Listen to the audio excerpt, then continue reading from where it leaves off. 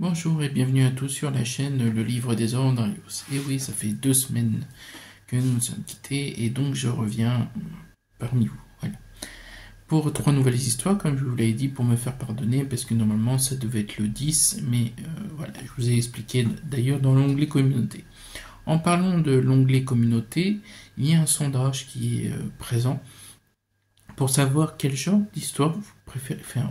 Quel genre d'histoire entre nouvelles horrifiques, légendes urbaines, donc mythes et légendes urbaines, ou témoignages, ou les trois. Enfin bref, n'hésitez surtout pas à y répondre, parce que c'est très important, savoir dans quelle direction je dois aller, si je reste comme je suis actuellement, ou si on peut tenter d'autres choses. Bon, par contre, pour les témoignages, ça c'est de votre part, hein. C'est parce que si vous m'en envoyez pas... les vidéos témoignages, ça va être difficile d'ailleurs, hein, comme je vous l'avais dit. Donc voilà. À part ça, mythes et légendes urbaines, personnellement, je veux pas vous influencer, mais ça m'intéresse beaucoup de vous en partager. Et d'ailleurs, la vidéo a fait plus de 70 vues, ce que je m'attendais absolument pas. Et j'en suis ravi, donc merci à vous d'avoir été là. Merci à vous tous d'avoir été présents pour cette semaine de l'horreur. Merci à vous tous aussi de vous être abonnés, d'avoir liké, d'avoir... je suppose partagé et en plus d'avoir commenté. J'étais ravi de discuter avec vous. C'est très agréable et donc j'espère que ça va continuer comme ça et que on va pouvoir créer un lien pour très très longtemps. Et donc vous allez me supporter aussi pour très très longtemps. Donc voilà, merci à vous tous et finissons la séquence émotion, sinon je vais me mettre à pleurer et ça va le faire. Juste petite info, si je porte un bonnet sur la tête, c'est simplement parce que j'ai une migraine d'enfer et que porter un bonnet permet à la chaleur de réduire la douleur de la migraine. Voilà, c'était la petite info du soir d'Arios, donc je suis ravi de vous le partager. Voilà, c'est gratuit en plus. Donc, vous voyez, je suis un peu énergique, hein, et donc nous allons commencer par ces 3 nouvelles horrifiques qui s'intitulent L'appel du Ouija, L'ombre de ma peur et le village du peuple des cendres. Excusez-moi, les neurones sont pas trop réveillés là, enfin font pas trop là. Ils ont plus mal qu'autre chose. Bon bref, fini de plaisanter et donc nous allons nous lancer dans la première histoire, l'appel du Ouija. Première histoire, l'appel du Ouija. Madame Courtepointe est encore au lycée. D'habitude, c'est pour corriger les copies d'histoire de ses élèves de 4e dans sa salle de classe. Ce soir, pourtant, c'est différent. 3 autres enseignants sont restés travailler dans la salle des professeurs. Monsieur Bobol, professeur d'art plastique, Madame Dussax, professeur de musique, et Monsieur Big Ben, professeur d'anglais. Elle a donc décidé de se joindre à eux plutôt que de rester toute seule. Les heures passent et la seule chose que l'on entend, c'est les stylos sur le papier. 21h sonne quand certains relèvent la tête. Le travail est enfin fini. Ils commencent à s'étirer. Certains vont se faire un café, d'autres vont aux toilettes, et d'autres encore scrollent sur leur téléphone ou répondent à leurs proches.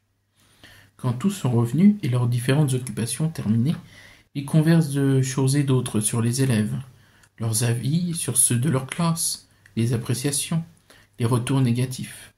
22h pointe le bout de son nez, et tous les 4 réalisent leur tardive. Pourtant, aucun d'eux n'amorce de mouvement pour partir. Big Ben s'exclame que pour une fois qu'ils sont réunis, ce serait dommage de mettre fin à la soirée comme ça. Le ventre de Bobol lui répond d'un gargouillis bien sonore. Tous s'esclavent de bon cœur. Courtepointe ajoute que s'ils veulent, ils peuvent commander des pizzas. Il y a une pizzeria près de chez elle qui fait des margaritas du tonnerre de Zeus. Et comme ils sont en été depuis quelques jours, ils livrent très tard le soir, jusqu'à minuit. Les 3 autres, ravis de la proposition, acceptent avec bonheur. Cette dernière s'occupe donc de commander 4 margaritas. Ils en profitent pour prévenir leurs familles respectives de leur projet et qui ne s'inquiètent pas. 30 minutes plus tard, le livreur, qui n'a jamais pensé livrer dans un établissement aussi improbable, rejoint les 4 professeurs qui le regardent avec gourmandise, ce qui le fait frissonner. La livraison effectuée et un pourboire de 20 € dans la poche, celui-ci s'en va, le sourire aux lèvres. Les enseignants préparent la table comme ils peuvent, avec les moyens du bord, et se mettent à table. La discussion est légère et empreinte de beaucoup de rire. Puis la conversation se dirige à nouveau vers les élèves. Mais cette fois-ci, c'est sur leurs camarades quand ils étaient eux-mêmes à l'école. Anecdotes en tout genre, certaines amusantes, d'autres gênantes. Et pour finir, certaines étranges font le tour de la table. Puis Courtepointe, qui a étudié dans ce lycée quand elle était jeune, se lance dans une histoire effrayante qu'elle a entendue. À son époque, elle raconte qu'un élève s'est fait tuer en se faisant noyer dans les toilettes de l'établissement. Aucun coupable n'a été rapporté, et l'identité du jeune homme n'a jamais été divulguée. Celui qui l'a retrouvé était un ami à lui, qui s'inquiétait pour lui. Après ce jour, on ne l'a plus revu au lycée. La presse en a parlé que de manière fugace, et l'école a très vite étouffé l'affaire, et interdit aux élèves d'en parler. L'ambiance, qui était chaleureuse, est à présent lourde et tendue. Bobble a soudain une idée et en parle aux autres. Lors d'un projet d'art plastique, il a demandé aux élèves de reproduire, de créer ou d'acheter un objet qui les passionne. L'un d'entre eux a ramené la planche de Ouija de sa grand-mère. Il propose aux autres, puisqu'étant passionné de paranormal, de faire une séance qu'il va diriger pour savoir si l'esprit du jeune homme est toujours présent dans les murs du lycée. Dussac, dubitative, n'est pas très motivée à cette idée, mais comme les deux autres acceptent, elle donne également son accord. Bobble va chercher la planche dans sa classe et revient à une vitesse folle, l'excitation se lit sur son visage. Il explique les règles de ce jeu aux autres enseignants, ces derniers acquiescent et ajoutent qu'ils ont compris. Tous les quatre posent donc leurs mains sur la goutte. Bobble, comme il l'a dit, dirige la séance d'une main experte. Pourtant, 20 minutes s'écoulent sans que rien ne se passe. Les questions posées portaient sur son nom, son âge, sa classe, son ami qui l'a retrouvé, etc. Quand la question de qui est le coupable est posée, la goutte réagit aussitôt. Elle se dirige vers la première lettre quand Courtepointe hurle, enlève son doigt de la goutte et rajoute qu'elle ne veut plus jouer. Dussac et Big Ben se lèvent pour la réconforter. Bobble, la déception se lisant sur le visage, clôture la séance. Il n'a pas le temps de dire ou faire quoi que ce soit que Courtepointe se lève et s'en va, la mine impassible. Les trois autres, surpris, lui demandent où elle va. Elle ne répond pas, mais se dirige vers les escaliers pour se rendre aux étages inférieurs. Ces derniers n'y comprennent rien, mais décident de la suivre au cas où, si elle a besoin d'aide. Elle semble se diriger vers le rez-de-chaussée, et plus encore vers les toilettes des hommes. Elle franchit la porte, celle-ci se refermant sur elle.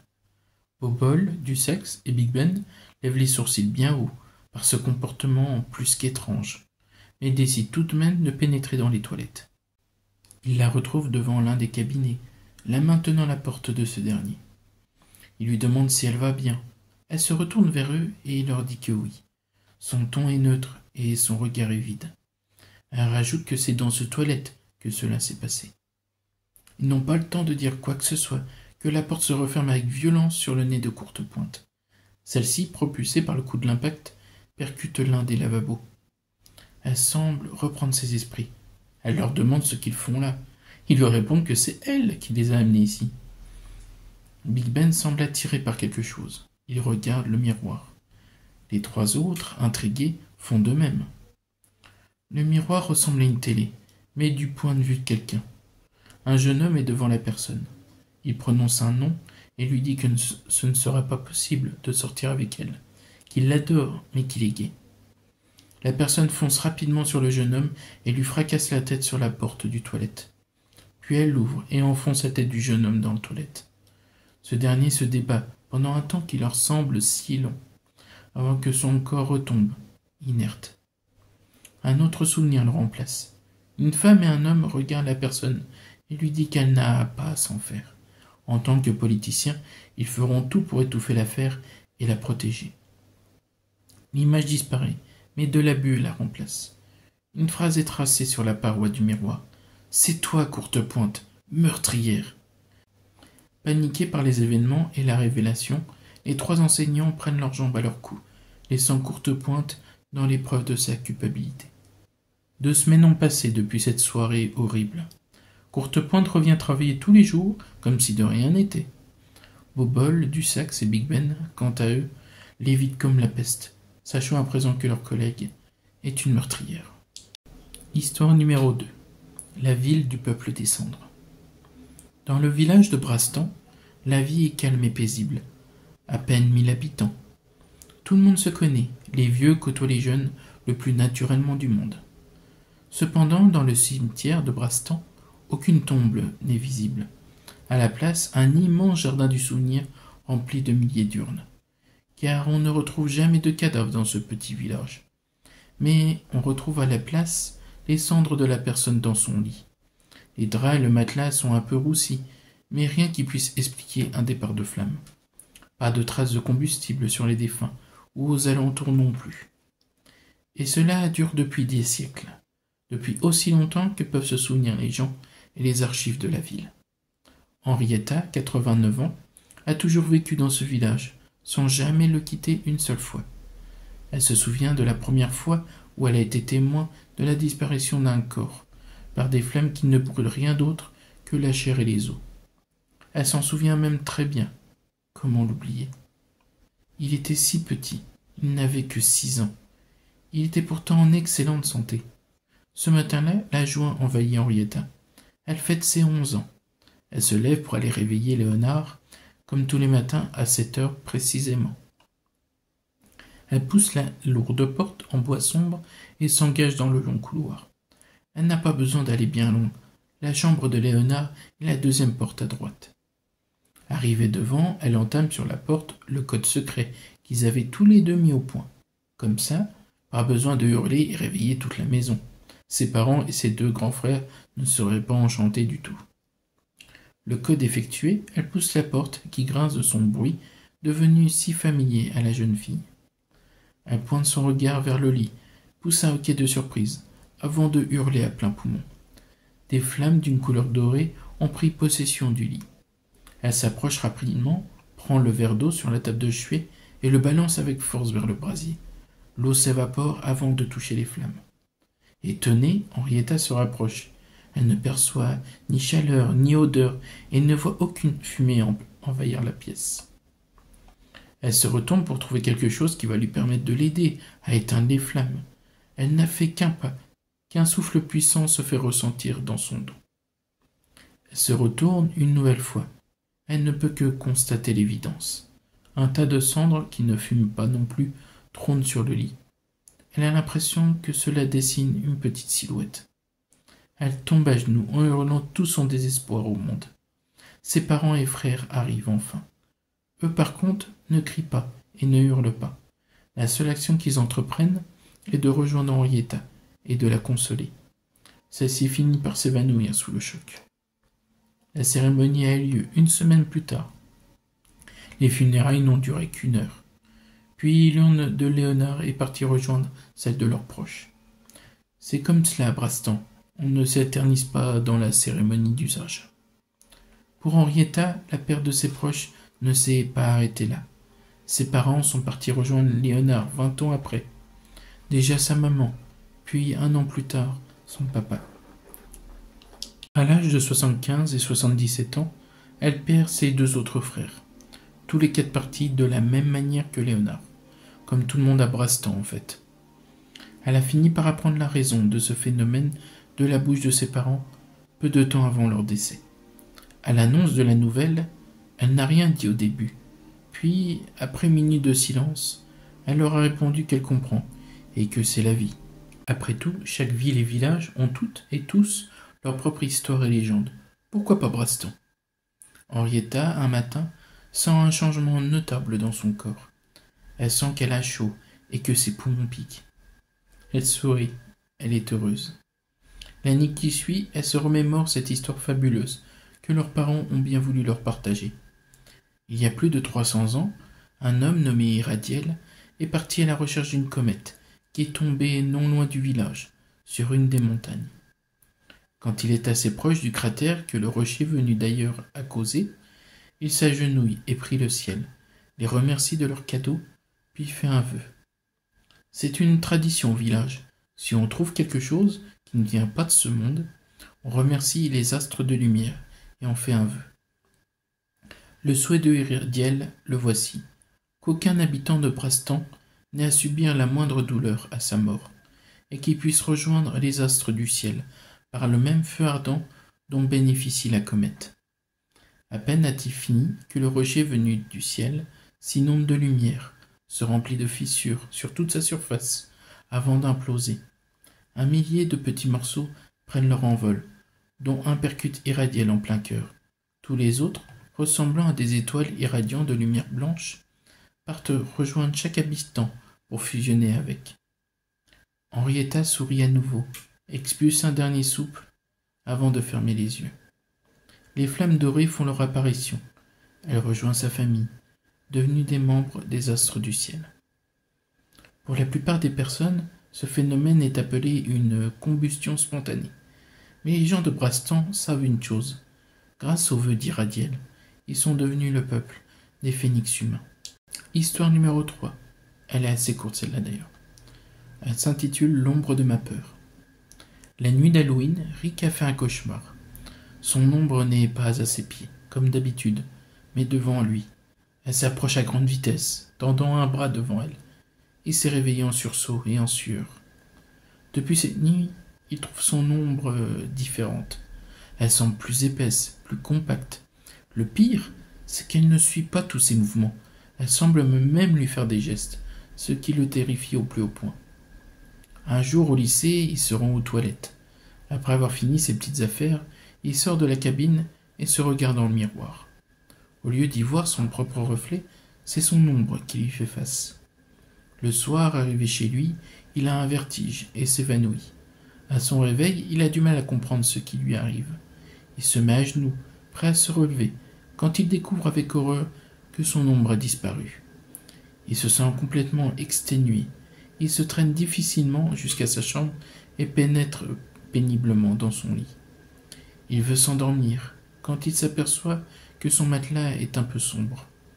En cherchant son téléphone, il réalise que son matelas est complètement noir. Sans avoir le temps de réagir, il se fait absorber par son propre matelas, non sans une intense douleur au passage. Il finit par perdre conscience. En se réveillant, il réalise qu'on est en train de le déplacer, ou plutôt que c'est lui-même qui est en train de le déplacer. Le double Rick rigole et lui dit que ça y est, ils ont enfin échangé de place, que le spiritisme que sa cousine a fait avec ses amis en les invitant à son insu pendant qu'il dormait le jour d'Halloween l'a beaucoup aidé. Il a pu se faufiler dans l'appartement, jusque dans sa chambre, et a fusionné avec son ombre. Qu'il ne s'inquiète pas, il va finir par perdre toute son énergie et mourir. Une fois le vrai Rick mort, le faux Rick pourra vivre sa vie pleinement. Ce dernier rigole à plein poumon. Il va enfin vivre comme un véritable humain. La situation du vrai Rick n'est pas glorieuse. Être une ombre est quelque chose qu'il n'aurait jamais pensé vivre un jour. De plus, chaque seconde qui passe sous cette forme l'affaiblit. Il a tellement envie de dormir. Il doit résister, comme les personnes victimes d'hypothermie. S'il s'endorme, c'est fichu. Mais le sommeil l'appelle avec une telle intensité. S'il ferme les yeux rien que quelques secondes, ce n'est pas trop grave. Juste quelques instants. Rien qu'un petit moment. Et voilà qui conclut ces 3 nouvelles d'aujourd'hui. J'espère qu'elles vous ont beaucoup plu. Moi en tout cas, je ne veux pas vous influencer, mais j'ai beaucoup aimé écrire La ville du peuple des cendres. D'ailleurs, de toutes les histoires que j'ai pu écrire, c'est vraiment ma préférée, je dirais. Bon, en plus des 2 témoignages que je vous avais partagés, s'intitulant Les pas du bonheur et La maison de l'angoisse, des témoignages que j'ai vécus moi-même. Donc je vous invite d'ailleurs à les voir si vous ne les avez pas regardés. Voilà.